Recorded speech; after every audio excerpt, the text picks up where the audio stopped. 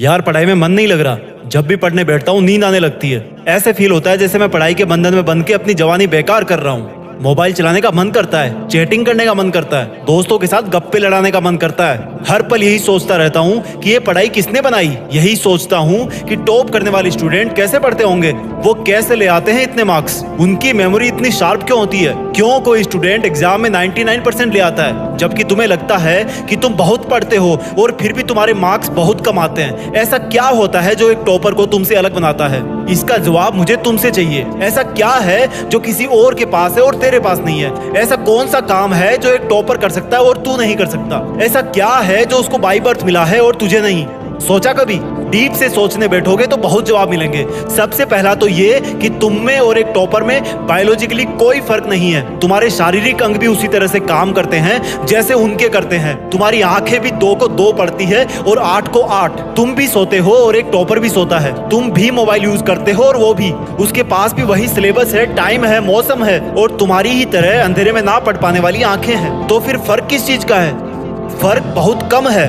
एक फर्क है टाइम और प्रायोरिटीज का, यानी कि वक्त और प्राथमिकताओं का। एक टॉपर को पता होता है कि कौन सी चीज को या कौन से काम को कब और कितना टाइम देना है। जैसे अगर मुझे पता है कि मोबाइल यूज करने से मैं अपने काम से डिस्ट्रैक्ट हो जाऊंगा, तो मैं उस जरूरी काम को पहले निपटाऊंगा और मोबाइल के मैसेज बाद में चेक करूंगा। कहीं कोई आग नहीं लग रही है, तुम्हारे सपने सबसे पहले हैं। और दूसरा क्या है जो एक टॉपर को तुमसे अलग करता है? तुम्हारा मकसद सिर्फ पढ़ना होता है, रटना होता है, मार्क्स लाना होता है। जबकि एक टॉपर का मकसद सिर्फ पढ़ना कभी नहीं होता, उसका मकसद कुछ और होता है। पढ़ाई तो सिर्फ एक माध्यम होता है जो उसको उसकी मंजिल तक पहुंचाने के लायक बनाता है। इसलिए उसको पढ़ते टाइम नींद नहीं आती, क्योंकि उसको पता होता है कि वो सिर्फ पढ़ने के लिए नहीं पढ़ रहा, बल्कि कोई बड़ा काम करने के लिए, अपना नाम करने के लिए पढ़ रहा है। और यही बात उसको ताकत देती है। और क्या फर्क होता है एक टॉपर और एक एवरेज स्टूडेंट में? टॉपर कभी भी रटता नहीं है, वो चीजों को, कंसेप्ट को समझता है, उनको प्रैक्टिकल वे में अप्लाई करता है,